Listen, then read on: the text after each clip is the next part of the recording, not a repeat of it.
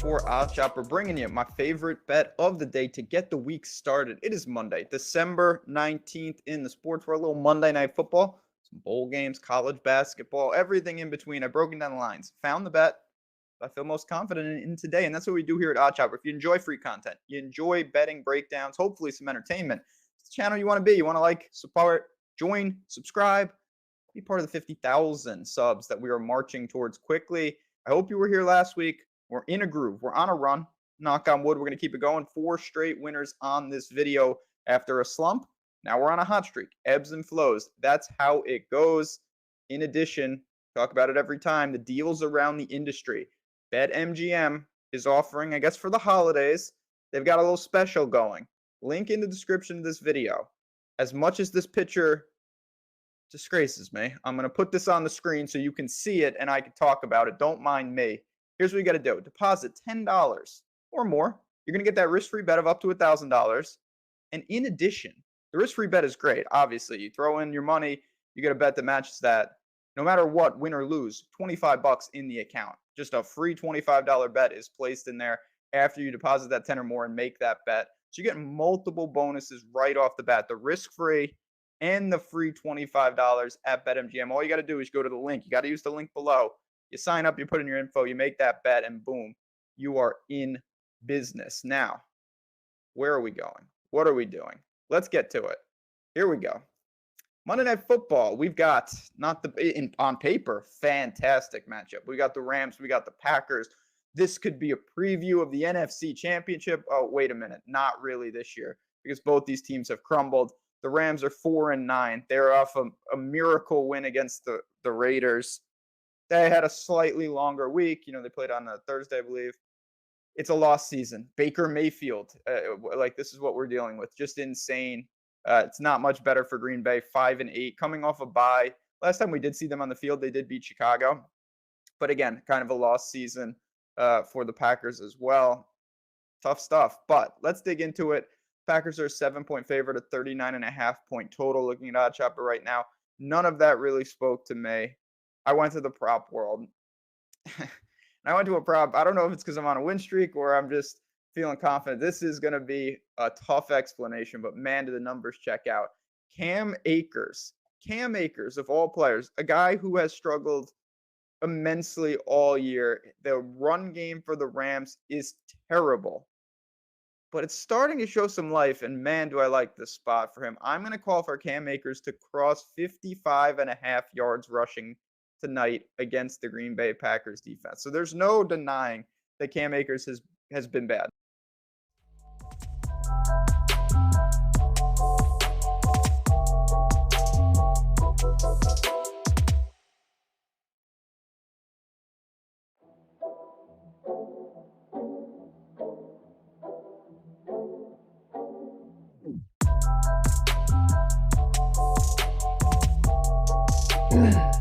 Plus, Patriots aren't going anywhere.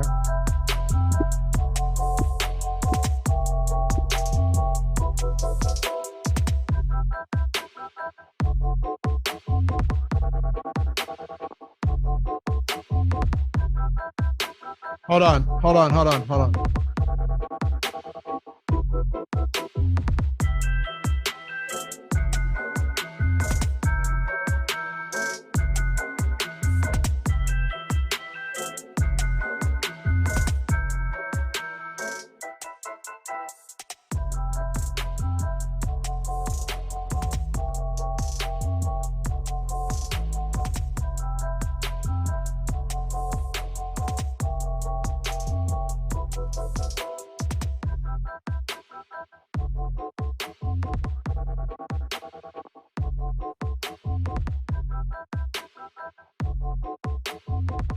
No, I'm good.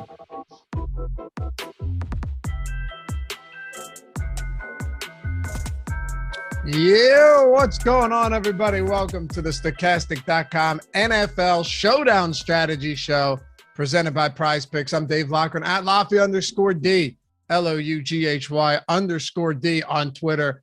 Coming off a wild Sunday in the NFL, but it's time to move on talking Monday Night Football. Fortunately for us, we get another Rams game. So this should be awesome. And joining me to help break down this slop is Matt Gajewski at Matt_Gajewski, but he'll tell you that he enjoys these type of games, and I don't really blame him. What's going on, dude?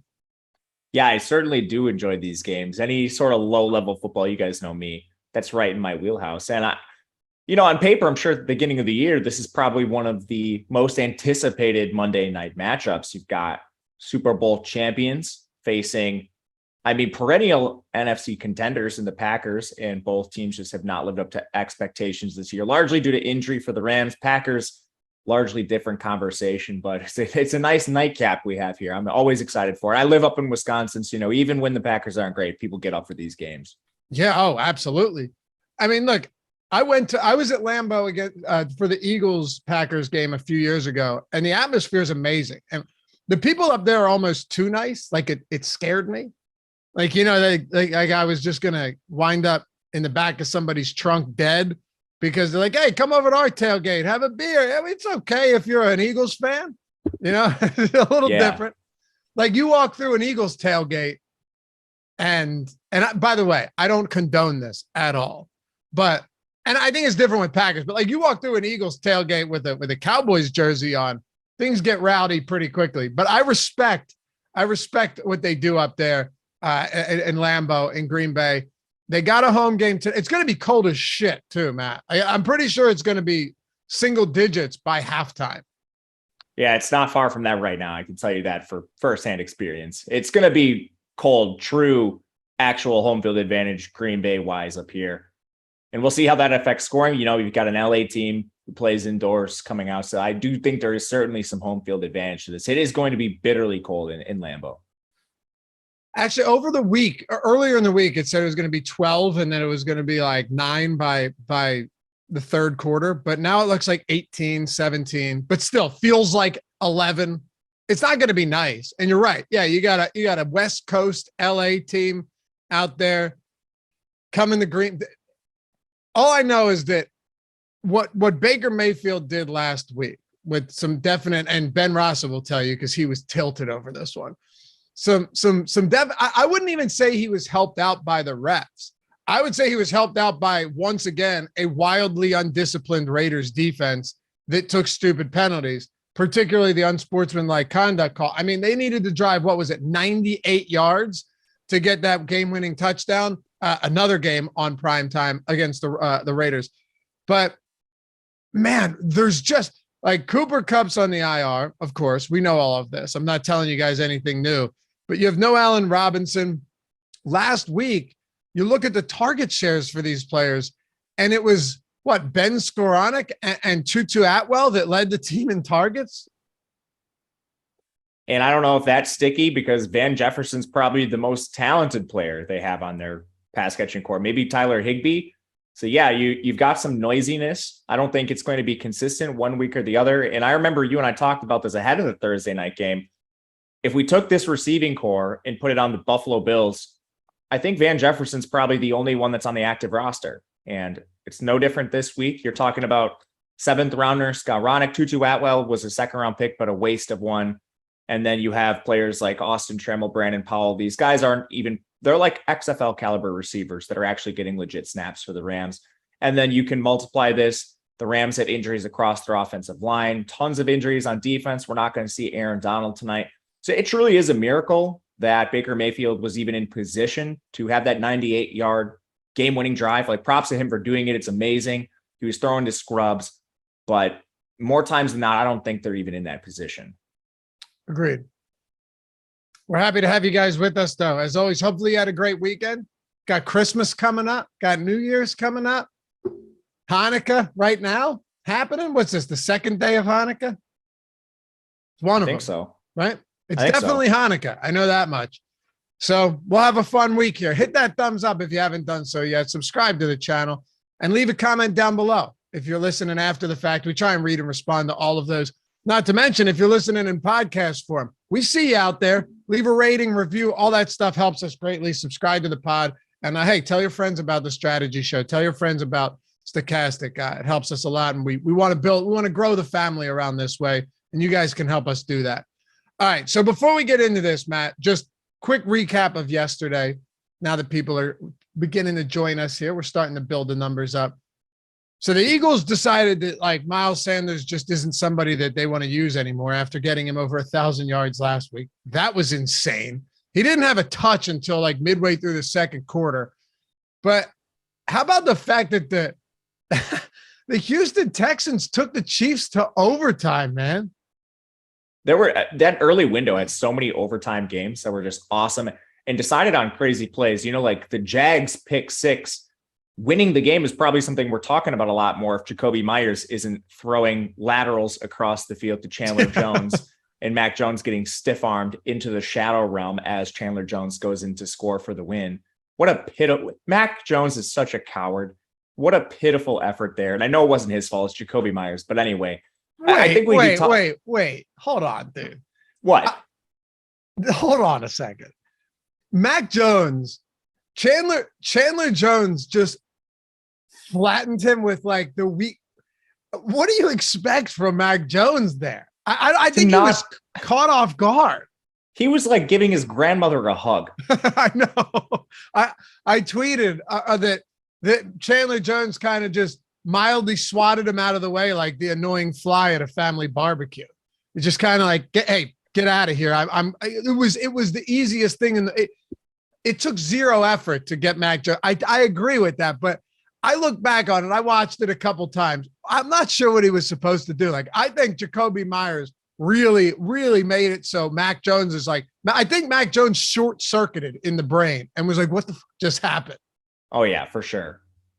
It's definitely like not all on Mac Jones. A little bit is on him. 99% Jacoby Myers, but Mac Jones, you got to like just dive at his legs. How much, you know what I was thinking though? How much of that is also, and listen, the bulk of the blame goes to Ramondre Stevenson, or I'm sorry, Jacoby Myers for sure. But how much of that should be blamed on Ramondre? Because I think it was a chain reaction of short circuiting and just frying brains on this team. So Ramondre gets it, right? And then he laterals it back to Myers, who probably never anticipated that. And he goes, oh, shit, what am I going to do? Oh, God, I don't know what to do. I'm going to turn around and throw it 15 yards in the backfield, which is a fumble. And I bet you if that ball initially went to Jacoby Myers, he never would have thrown that ball or lateraled that ball. I mean, it was a throw, but it was backward. He never would have tossed that back to Mac Jones. I think Ramondre Stevenson threw it to him. And so quickly he goes, oh, my God, hot potato. You know, and then throws it back to Mac Jones. And then Mac Jones short-circuited and got flattened. Yeah, that was unbelievable. I mean, they didn't need to do that. The game was going to go to overtime. Yeah. And yeah, to the people in chat, I absolutely would have got blasted. I don't think I could have made a tackle on Chandler Jones, even diving in his legs. I probably just would have bounced right off him. But Mac Jones is an NFL player. I'm not. So I'm not expected to do those things. But it's great. Like, we're talking about this at length, and there were some really crazy outcomes on the weekend outside of this. Like, the Raiders are stone dead to make the playoffs. And we're talking about this game because it was such a crazy outcome here. But I mean, like, outside of this, I guess we don't have to spend that much time on it. What else stood out to you? Well, a couple of things. The Chiefs and the Texans without Dameon Pierce, Nico Collins, Brandon Cooks play another, like, they've now played back. And listen, this is not saying that they're a good team, right? Like, they're still not, but you have to credit them that they could have, you know, against the Cowboys, a Super Bowl contender, and then the Chiefs, legit Super Bowl contender, number one in the conference. They went down to the final minute against Dallas and then took the Chiefs to overtime. That's remarkable. Also, the fact that, I mean, Justin Fields is flat out good, man. Eagles are just a better team. They ended up pulling away with that one late, and Jalen Hurts dropped an absolute dime in really tight coverage to AJ Brown, but that game was competitive. The fact that Miles Sanders didn't touch the ball, I could go on for days about that, Matt. They just decided, even though the passing game isn't working early on, we're going to not go to Miles Sanders. That's insane. And then that interception in the Jacksonville game was one of the most incredible picks you're going to see. Basically almost scooped it off the ground and brought it to the house. What about you? I thought it was a really fun day. It didn't work out for me from a DFS standpoint, I'll tell you that much. But fortunately, I was at my nephew's 4-year-old birthday party, so I was half drunk. I mean, I'm there with my brother-in-laws and everybody, you know what I mean? Like, we were good, but it took the edge off. Absolutely. I mean, I'll give a couple just quick recaps of all the games. Like, it was an insane week front to back. You go to the Saturday games, you have the biggest comeback in NFL history. Vikings, I think, continue to be maybe the most fraudulent. Whatever's the record, but they 3 losses or something, 2 losses. I think it's still 3 because they won that game. Yeah, they're essentially in second place in the conference, and they have a margin of victory across the NFL that is like almost even. So they're running incredibly hot in single score games. You had that just awesome Bills-Dolphins game. The NFL referees, did you see they had to essentially go on the intercom and warn the fans to stop throwing snowballs or they're going to get penalties? That was funny. The Detroit Lions. The fact is, like, what if you're a Dolphins fan? Because the penalties would have been on Buffalo. If you're a Dolphins fan, don't you just start trying to hit anybody you can with snowballs? Probably, yeah. And then like across the league, the Bears-Eagles game was awesome. I wish we had AB on here to talk about Fields versus Hurts again. The Lions are making a playoff push. They beat the Jets. They are looking really, really good right now. And then you had a couple other outcomes. Like, I don't know who's going to win the Buccaneers division. They dropped a game to the Bengals. They were up 17-3. You had the Commanders and the Giants last night. Maybe not the most exciting game, but the winner of that game had something like an 85% chance to make the playoffs. Wow. And Ron Rivera just tail between his legs, utter coward, punting from the opponent's, 38-yard line. Like, just castrate him if you're going to make plays like that. Unbelievable. Like, do your teams can make the playoffs if you win this game? And I know. You're just unbelievable. Do you follow that Surrender Index account on Twitter? Oh yeah, it's great. It's great. Just like the coward index. Yeah. 98th percentile. Like, they call it surrender play. So essentially you're in a position to essentially score and you punt.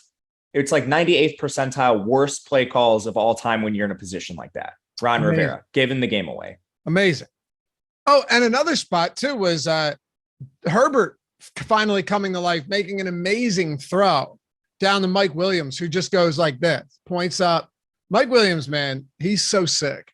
But that was another game that came down to the final drive. So you're right. A lot of really fun football. The Minnesota Vikings, by the way, have a point differential of +2 this season. Unbelievable. Oh, and one of the most, I guess, inconsequential interceptions. You see that Titans, Roger McCreary in the end zone, going out of bounds, throws the ball back to his teammate, and they get the interception. It didn't matter, but that was a sick play. All my buddies were texting me that it was amazing, but I wasn't around at that point. I heard it was sick though. Yeah. Herbert throws the ball like out of bounds. Roger McCreary jumps out and throws it back to his teammate to save it and get the pick. It was a sick play. It didn't matter, but it was awesome. I'm going to have to go back and watch that. Last thing here. How did they rule? How did they not only, they didn't say it stands. They confirmed that Keelan Cole play, it was Keelan Cole, right? I believe so. That was a touchdown. I mean, I know we only had the aerial view, which is weird because how is it that, and listen, I'm not being conspiratorial here, but dude, we have a million different television angles for football games. How is it that one touchdown, we only have one? When's the last time you see something like that where they're like, this is the only angle they're giving us? Since when? I thought all the pylons had cameras. What? I thought all the pylons had cameras. That's what I'm saying. Like, it was in the end zone. We have one end zone view and it's an aerial view. Someone's got a drone. Doesn't that seem odd? Yeah, it's odd. All right. Anyway, there was a crazy week, guys, just to sum it all up. Crazy. It was fun. We needed to talk about that. There was way too much going on.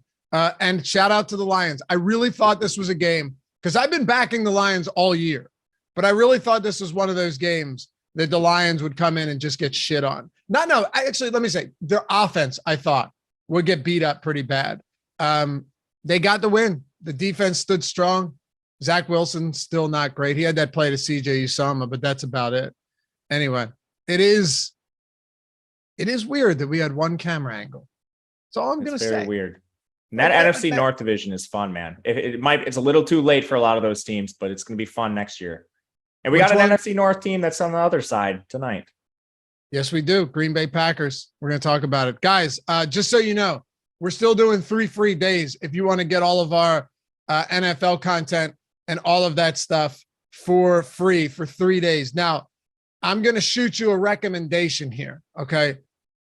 Put a reminder in your phone or something. Like, take this link or wait till I'm on a show later this week and wait till, let's say, Thursday or even Saturday or Friday night so you can get, because we got Thursday football, Friday football, Saturday football. No, sorry, Thursday, Saturday, Sunday, and Monday football. So if you want to take advantage of 3 free days, take advantage of it on one of those days where you're getting 3 straight days of football. And no strings attached, no risk here. If you hate it, we'll gladly refund your misery, which is $0 after your 3 days are up. But keep that in mind.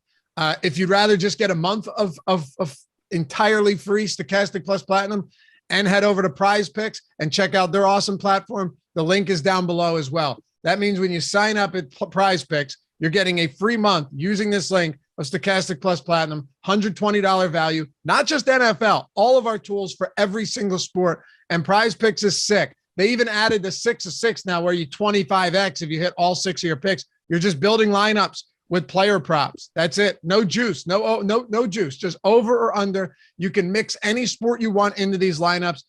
You still make money back. Like if you're doing a 5-player lineup, you still go 2X if you hit 4 or 5. That's not happening in any other book. You lose it all. You still make money back if you hit 3 of 5. And there's an insane assortment of props over there at Prize Picks. So if you haven't been there and you want to check it out, you want to check out Stokastic and get a free month of it for $120 value, entirely free. Use the link, sign up at Prize Picks, check out their sick platform, and come join the family over at Stokastic. And be sure to join our premium Discord while you're at it. So Prize Picks, sponsor of the Strategy Show. We got a ton going on today, and this is just one of the ways that you can take advantage of all of our tools, all of them built by Awesemo himself, Alex Baker. You know, the guy's been pretty successful when it comes to the whole DFS thing over the years. All right, Matt, Rams. Let's start. We got to start with wide receivers, I think, here. We got to get into just wide receivers when it comes to looking at last week. I'll start it off with Dez and then set the table for you. You can break this down. Tutu Atwell had a 27% target share last week. Ben Skoranek, 24%. Van Jefferson, 12%. And then it was just Higbee had 3. Malcolm Brown had 2. Kyron Williams had 2. Tramwell, Brandon Powell. Now we're getting into the weeds a little bit here. Akers, Hopkins all have 1. How much stock are you putting in the fact that we saw one game with Baker Mayfield, came in on the second drive of the game, played to the finish? How much stock are you putting in what we saw last week as far as his preferred targets go? Not a ton. I'm going to wait and hopefully iron this out over a larger sample. And I think we have to look at player talent to some degree, because we have seen multiple quarterbacks in this offense over the last 2 years now. You know, it was mostly Stafford last year, but it's kind of been a revolving door this year. And at the end of the day, they still have preferred Van Jefferson from a route perspective. Going back 2 years now, Van Jefferson's always played ahead of guys like Ben Skoranek. And this year, he started the year injured. So we kind of got a slow start to Van Jefferson, but I still view him as being the most talented receiver. With that said, I don't think there's a large gap in separation. Like we saw last week, and like I think we'll see down the stretch here, 1 week it could be Ben Skoranek that leads the team in targets. The next week, maybe it's Tutu Atwell. I don't think it's going to be any Cooper Kupp sort of target share or even anything close to that down the stretch for this Rams team. So from a DFS perspective, all these guys are pretty cheap, but at the end of the day, if there's very little difference between Jefferson, Skoranek, and Atwell, and it's volatile, I kind of think we should just be playing the cheaper guys. What do you think about this? Yeah. You know, it's one of these spots that you and I have talked about so often doing these shows where you go, all right, if people are going to be looking at last week and just assuming that Ben Skoranek and Tutu Atwell are the guys, maybe we should be looking at this a little bit differently and saying, hey, There's going to be a bunch of different players rotating in and out. Like that was the concern that we had, or not the concern, but the big question mark we had last week is, who's getting all of the snaps? So Skoranek played 100% of snaps. That is significant. Jefferson, 97%, Powell, 22%, Atwell, 61%, Tremwell, 19%. Higbee was on the field for 95% of snaps. So, I mean, yeah, if we're playing the cheaper guys, though, that means we're playing cheaper guys that aren't going to be on the field as much. At least that's our assumption, right? Like Tremwell played 19% of snaps. He's definitely cheaper. He could get some of those looks. Lance McCutcheon didn't play at all. Who are we looking at now that is cheap enough to where we say they should be on the field enough to overcome these other guys that are legitimately playing 60% in Tutu Atwell, but then 100% in Jefferson and Skoranek. Right. So I'll kind of differentiate this between smaller field, normal size tournaments, and then the massive milli maker stuff. If you're anything over 100,000 entries, that's where I think you start looking at Trammell and Powell solely on the basis that these players get snaps. They're your very deep options, your contrarian options. But outside of that, if you're playing lower risk contests, I think anything under 100,000 entries, you should be focusing on the top three because it is somewhat consolidated now. So Tutu Atwell kind of being that guy I want to cut this off at. And this is a big overarching part of the slate too. You kind of need to play these guys. There isn't any value. It's not like the last couple slates where we've had players at $200 or $1,000, like Tyquan Thornton at $1,000 or whatever it was last week. We don't have that. So your cheaper skill position players are going to end up being Tutu Atwell. And unless you're getting really crazy with the Powells and stuff, which I don't think is a good idea, these guys are going to be owned too. So right away, I think just for cash games, I'm probably going all the way down to Atwell specifically because of the price savings he allows. But also in the same vein, I think you could pay up for Van Jefferson and he's an awesome GPP play. Again, I don't think there's a large difference in their target shares, but it's just a price thing on this slate where there's absolutely no value to be found. Yeah, I mean, paying up for Van Jefferson just feels like it makes a lot of sense because are people going to look at last week and not want to? I'm not saying he's going to be unowned. He certainly isn't. But when you've got a guy that, and for what it's worth, by paying up, we're saying $6,800, right? Like we're not paying like $10,000 for Van Jefferson. So yeah, Jefferson. Do you think Atwell is going to be the most or the highest owned here, or do you think it's going to be Skoranek? I think. Who do you think will be the highest owned Rams receiver? I think it's going to be Atwell for the savings. Me too. And I did run optimals this morning. It's essentially a lot of 4-2 Packers, 5-1 Packers, and you're getting one cheap Rams receiver. And generally speaking, that's Atwell because he gives you the most savings. And it's not like the Packers have a lot of star power, but they certainly have more than the Rams at this point. We'll talk about them in a second, but I mean, they have Rodgers, who's definitely the more attractive QB. They have Jones and Dillon. I think both of those runners are more attractive than anyone the Rams have. You have Christian Watson, who's the flashy new name for the Packers, who's just been absolutely scoring touchdowns at an insane rate. But the field knows that. He's more attractive than any of the Rams receivers. So ultimately, I do think this is a slate where it's chalky 4-2 builds based towards the Packers. And then the guys that you actually get from the Rams are these cheap receivers. And to make it all work, you kind of need Atwell. You can't jam Van Jefferson and then all those elite Packers too. So for leverage, Van Jefferson's the player I like. Agreed. It is interesting though. Baker attempted deep balls on 17% of his passes last week. So he was chucking it downfield a little bit. The issue that I have is it's Baker Mayfield throwing the ball downfield. I don't think he gives a shit. Right. Maybe he doesn't. You're right. Maybe he doesn't. Like Atwell had 2 deep targets. Jefferson had 2 deep targets. Skoranek had 2 deep targets. Maybe he doesn't. Like, what does he have to lose? What do they have to lose at this point? They don't even hold their own first round pick. Yeah. Nice job, Les Snead. Yeah. Do you like Baker Mayfield then? He doesn't come up in a lot of optimal. So he's a tricky guy to talk about because you have very clear preference in the projections towards the Packers studs. And you can't play them all because it's such a tight slate. So Baker Mayfield is a guy that appears to be a little bit left out in here. He projects on a cost-adjusted basis a little bit worse than some of the Packers backs, certainly than Aaron Rodgers. But this is a fine line people don't like Baker Mayfield at this point in his career. And this is one I'll need to watch throughout the day because I think ownership is going to be very intriguing with him.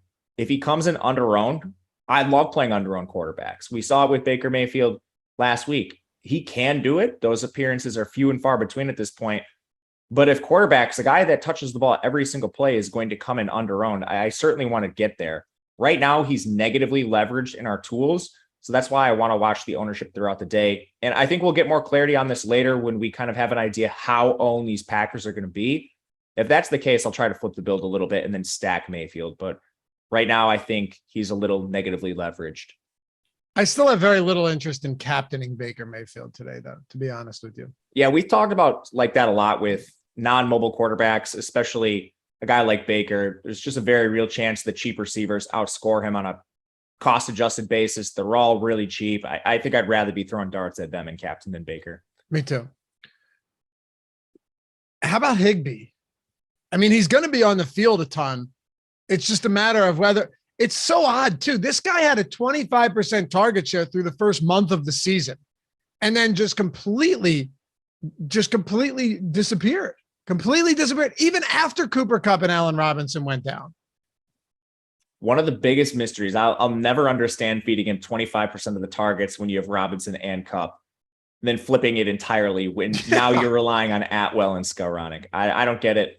But for the same reasons we talked about maybe liking Atwell and trying to mix and match Skowronek and Van Jefferson, I think Higbee should be included in this because we do have somewhat of a sample of him being the preferred pass catcher, at least for part of the season. What it comes down to for me is he's still pretty expensive. He's $400 off Van Jefferson, so I kind of like the leverage I'm getting with Jefferson more. And if it comes down to like Atwell and Skowronek, I mean, that's quite a bit of savings going down to those guys. Higbee's a guy right now I didn't have a ton of interest in, but as is the case with Baker Mayfield and these pass catchers, this is going to be an ownership game for me. I want to play the leveraged Rams receivers. So, of course, you should always do this. Catch live before lock, catch those guys. That's when the tools will be updated, last runs before the night, and that's when we should really be making these decisions. For sure. Higbee's tough for me to get to right now. I mean, the guy hasn't scored on the season. The touchdown equity on this offense is already very low.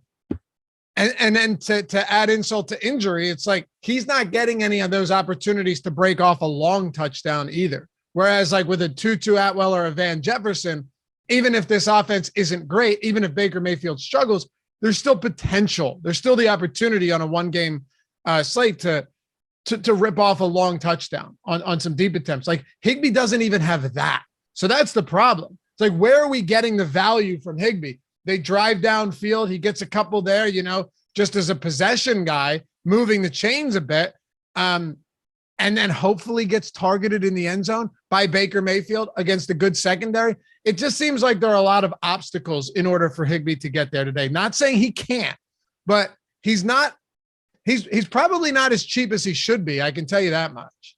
100% agree. Our tools agree. Out of the four main pass catchers we've discussed, he's the most negatively leveraged. Everyone actually provides positive leverage except him. So it's essentially, and again, monitor this through the day, but right now you could essentially roll the dice on the top three Rams receivers and have a better chance at an optimal score than playing Higbee. I do have some interest in Cam Akers today. I knew it. I knew you were going to say it. Why? I feel like we always do this. It's like, maybe this is the day Cam Akers. I've loved Cam Akers for a long time. It's like, man, if they could just give him the workload, this could be a Cam Akers day. And you and I are not big Cam Akers guys at all. But Matt, it makes sense. It does make sense. Green Bay is a bad run defense. First of all, this is not a good run defense. We've seen them carved up all season long on the ground.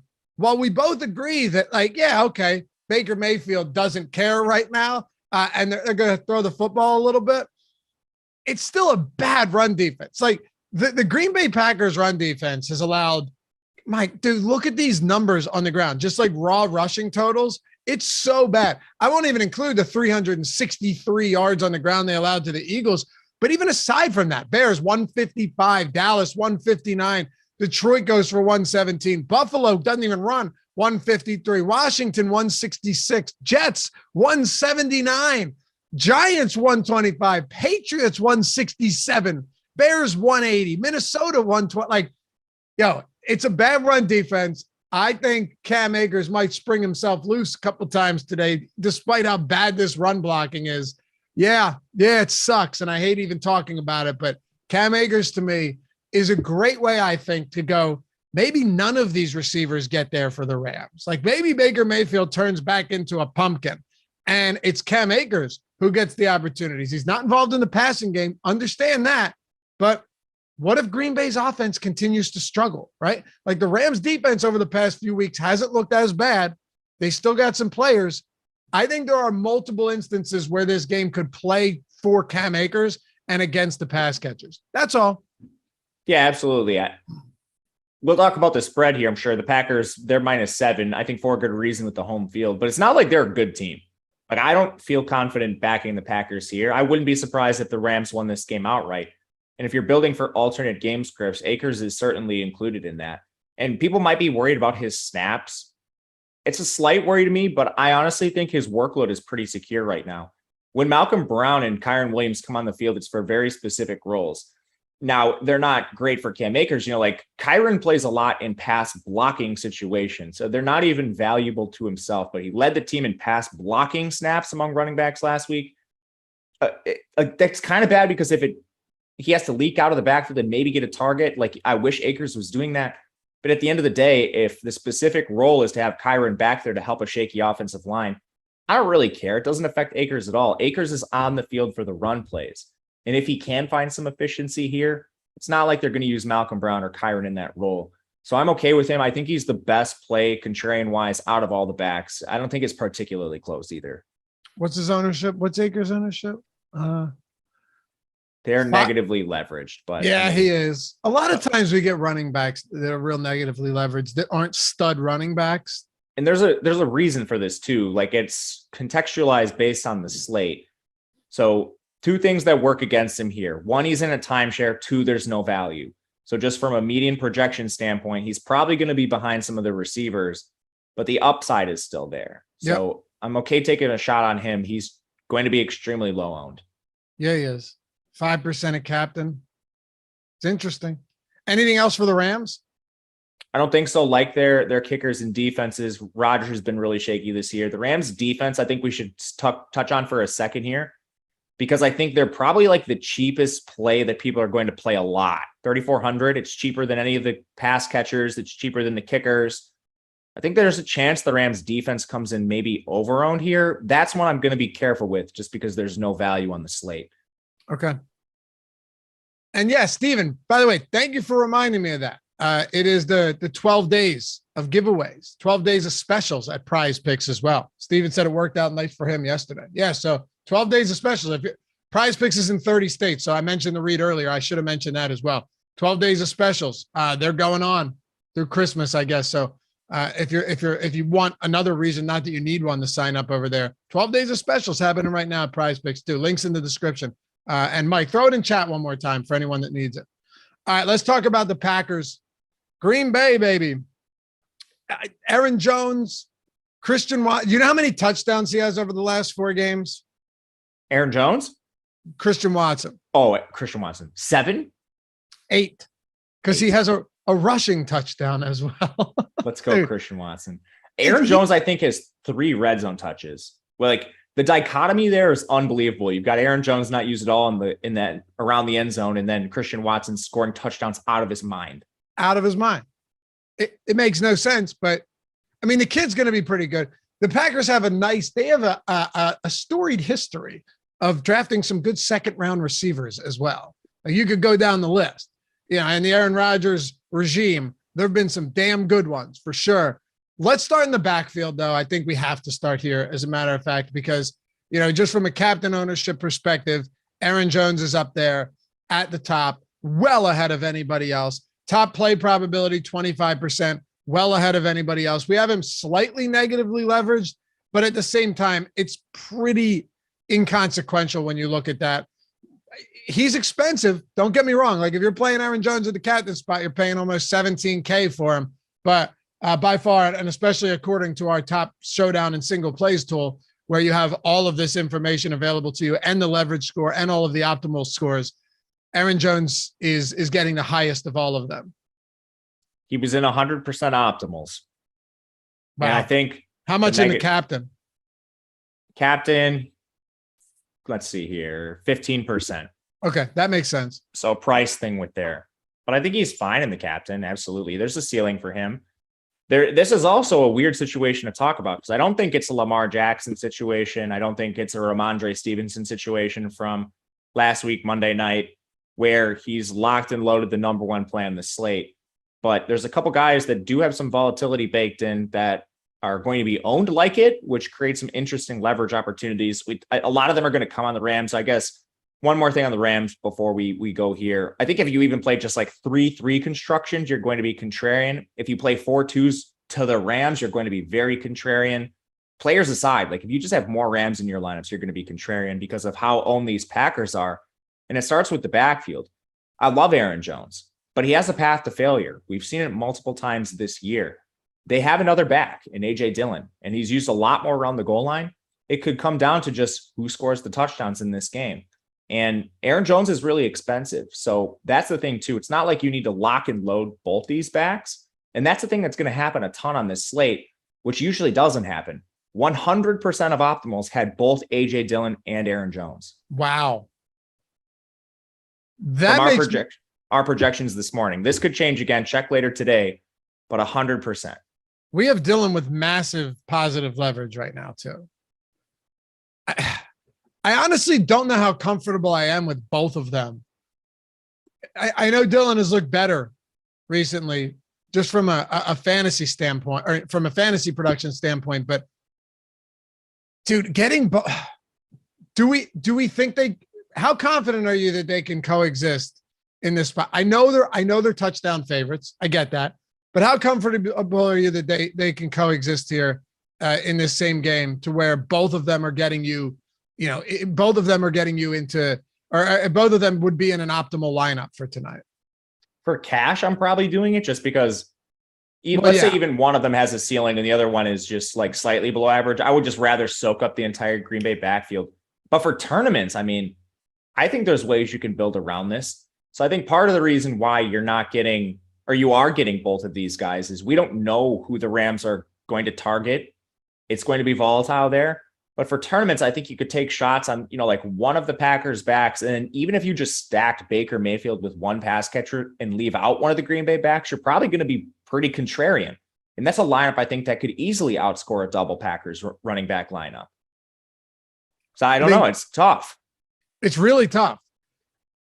I'm not huge on it in tournaments. Like, how comfortable are you going with like AJ Dillon lineups that don't have Aaron Jones in it?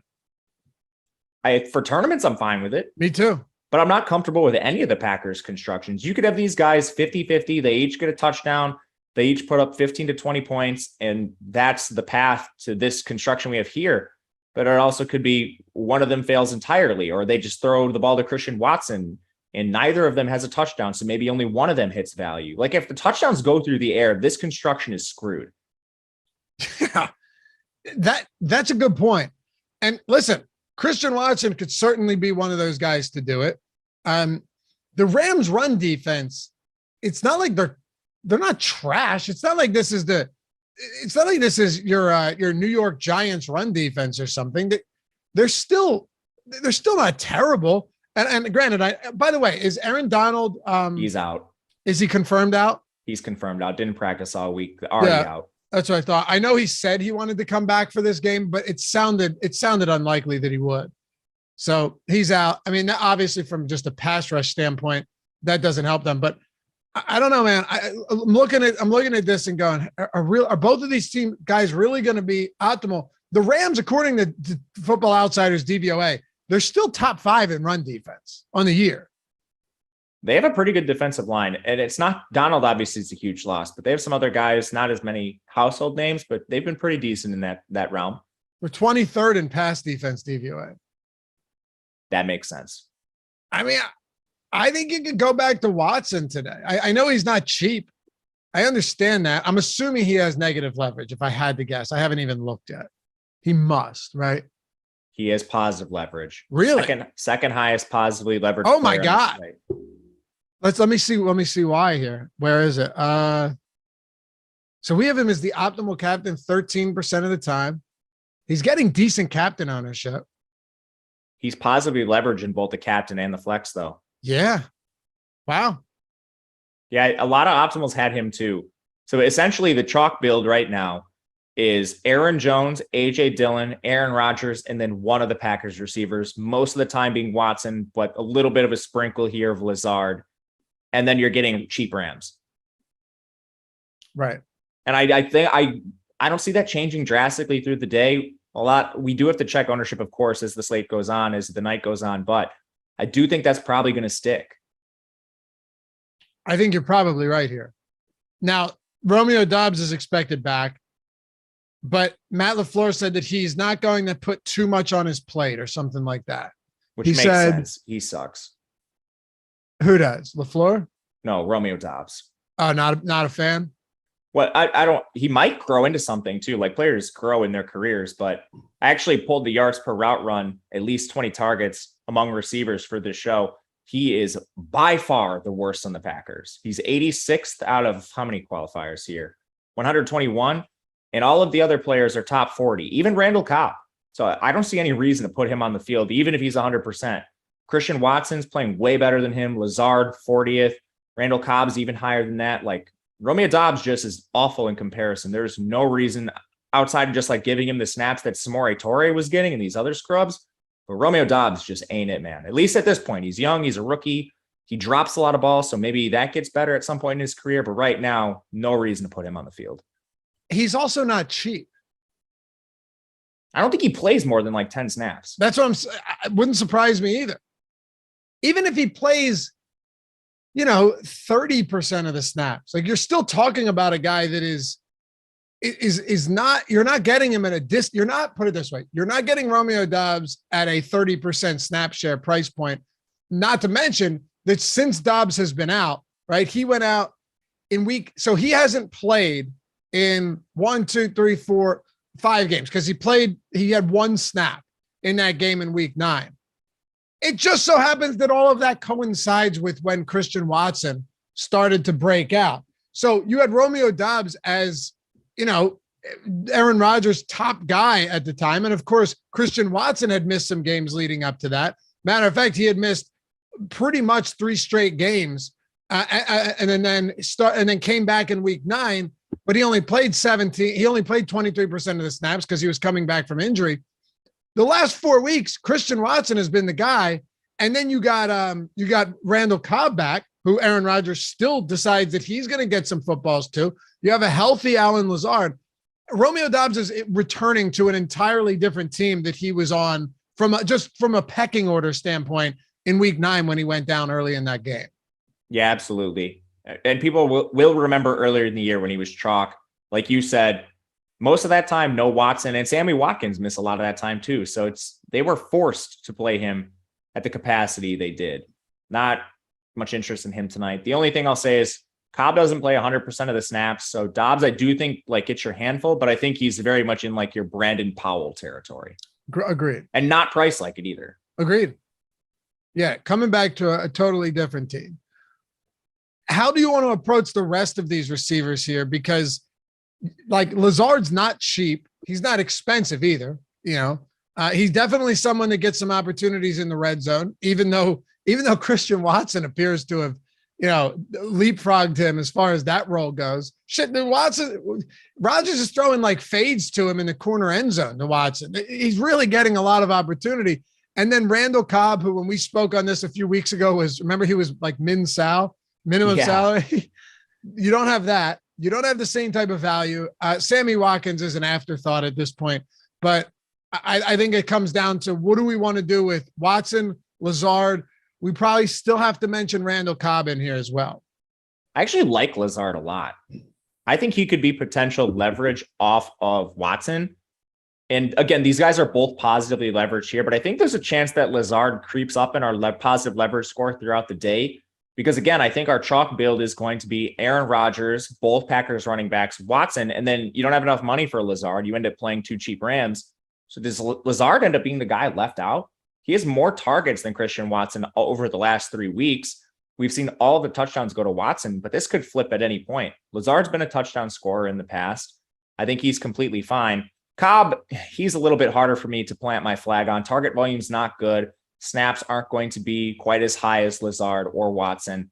And he's the same price as those Rams. And I do think one of those Rams probably has a decent game here. So I'm planning on gambling a little bit with the Rams and maybe playing a little bit of mix and match cheap Rams receivers instead of Cobb. What do you think?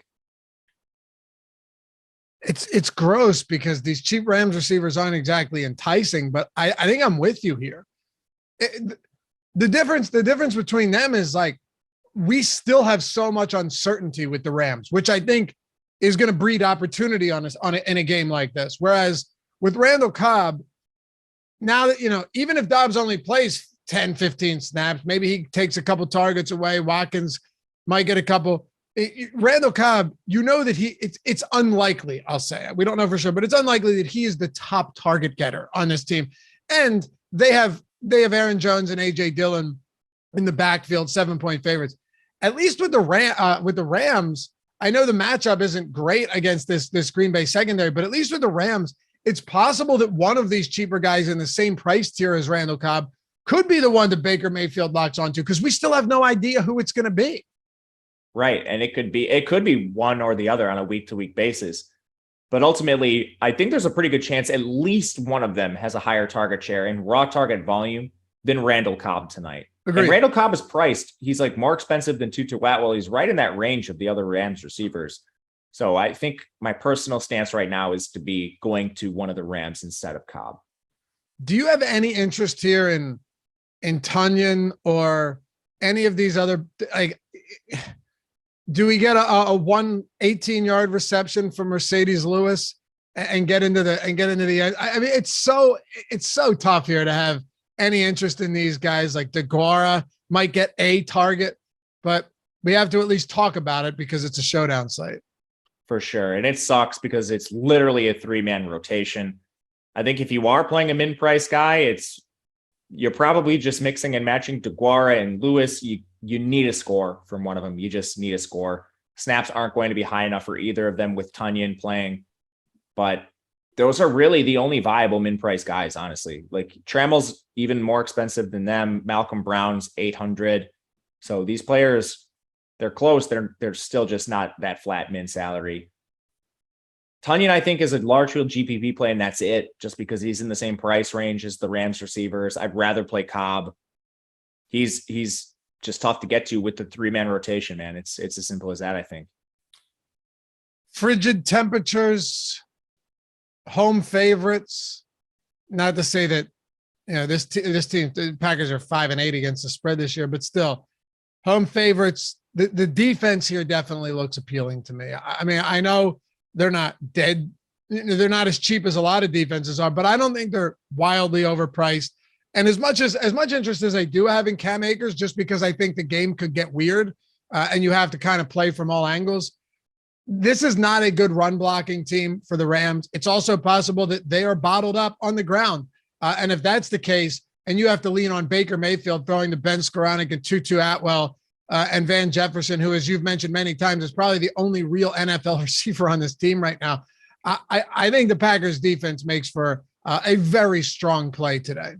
Yeah, completely fine with the Packers. And again, no value. So maybe instead of playing a Rams receiver, you get off the board a little bit and you play the Packers defense. Or do you do that instead of playing Randall Cobb and you change your build a little bit? I'm fine with kickers and defenses tonight. Like them a lot, actually. Want to build a lineup? Yeah, let's do it. Hold on. What are we doing with Rodgers? How are you playing him, whether it's captain, utility? Let's talk about that real quick. He's one of the better plays on the slate in a vacuum just due to lack of alternatives. Again, you have a timeshare in the backfield. You have Christian Watson scoring a lot of touchdowns, but not commanding targets. Lazard is actually getting a fair amount of targets himself. So you have a guy in Rodgers who touches the ball every single play and still is a pretty good projection. I think it's smart to play him. He's a pretty decent contrarian captain, I think, but ultimately I'm going to end up with, I think, most of him in the flex. Okay. Let's build a lineup. Before we do, a couple of things. We got almost 500 people watching today, so appreciate you guys. You make this stuff worthwhile. We'd appreciate it even more if we were 19 people out there that could hit that thumbs up, get us north of 100. Helps us a lot. I promise you, I wouldn't lie to you. It helps us a lot. Helps us with the algorithm. Even when you comment and chat, leave comments down below. All that stuff takes us a real long way. And if you guys are looking to get 2 free months of Stokastic plus Platinum, not up to $1,000 risk-free bet. So whatever you bet, if you lose, you get it back in free bets, whether it's 10, 20, 100, or 1,000. You got to get over to BetMGM. Hands down, simplest way to just maximize everything that you have. Take advantage of all of our tools, get access to all of our tools, not just for football, but for every sport. Even if you don't know these sports well, like golf coming back, MMA, dude, use our top golfer tools. Use our top fighter tools, right? Use all of our simulation tools, like everything, projections and ownership to build good lineups without actually having to know a sport. You know that football, we all know football, but still these tools for showdowns, getting leverage, all of that takes you such a long way. You see it in our Hall of Fame segment every single week. If you want 2 free months of Stokastic plus Platinum, here is what you do. It's a $240 value. Use the link in the description or the one in chat. Right?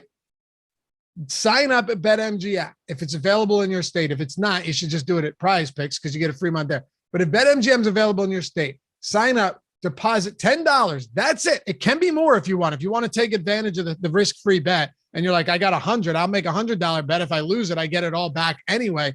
But take $10 or more, put it on any game, put it on any bet. Just don't do an odds boost or anything.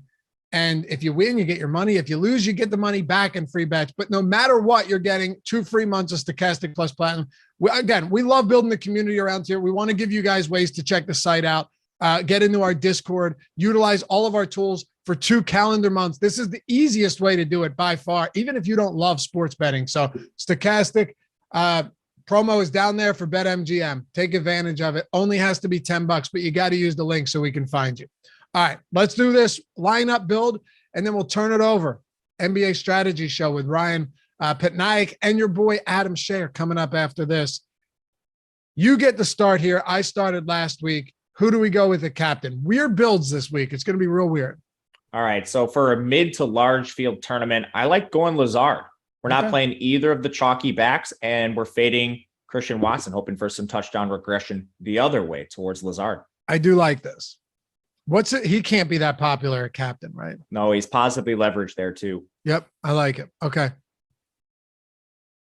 I'm going to go with Cam Akers. I like it. That's going to be very different. Definitely. Very different. I'm going to stack him with Rodgers. Just get the stack out of the way. I still think it's fine to play him. And we've already been pretty contrarian to this point, so I don't think the chalk matters. Okay. So we have Lazard, Akers, Rodgers. We don't have a lot of value. How easy is it to throw? If we throw Aaron Jones in, that only gives us 4,200 per player remaining. There's not a lot of value here. Dylan's been getting some opportunities in the passing game as well. Should we go Dylan over Aaron Jones and see what happens? Yeah, let's do it. Okay. Let's say we're playing for a large field here. All right. So we have Dylan. That kind of opens things up for us a little bit. We don't have to play Tutu Atwell. And I like that. I would rather go down and play Van Jefferson at a slightly more expensive price and hopefully gain some more leverage here. And that should leave us plenty of salary left still. I think I'm going to go Packers defense here. Completely fine with that too. And of course, it's like, oh, you're playing Packers defense and Cam Akers. Yeah, but at the same time, these games are so like Cam Akers. It's a single game, man. Like it's a single. If you run the defense at any point, you're going to have somebody on this other side. Exactly. Well, I'm saying because it's a running back and you're playing the defense. Not necessarily. Like what happens if this game is close early on and Cam Akers has 2 touchdowns and then the Packers have a pick 6 or something? There's a lot of different ways this could go. I kind of like that. We're leaving money on the table. We're not going to any dirt cheap players to get different. I think we're getting pretty different here by not doing anything insane, which I kind of like. Yeah, 2 things we did, I think that will provide a lot of leverage. First, we didn't play both Packers running backs. And then second, we paid up slightly for Rams, but still good Rams that are going to touch the ball a lot. Yeah, man. Hey, Matt, everyone can find you at Matt_Gajewski. And I'm assuming you got some stuff going on at Odd Shopper as well. Every single bowl game, we have bets. Oof. Every single bowl game, we have DFS coverage. And college basketball picking up here. Ben Rouse has been all over it, but we'll soon have coverage for that every day as well. Odd Shopper channel, baby. And we got the Discord too. Odd Shopper Premium Insider Access. The first week is entirely free if you want to check that out and get access to everybody's picks. But you can find me at Loughy_D, LOUGHY_D. Over on the Odd Shopper channel, I'll have the Monday Night Football betting picks coming out as well. Appreciate you guys, as always, all 500 plus of you for hanging out this morning. Shout out to Mike Lawrence for producing. We'll see you back here for the next one Thursday night. Peace.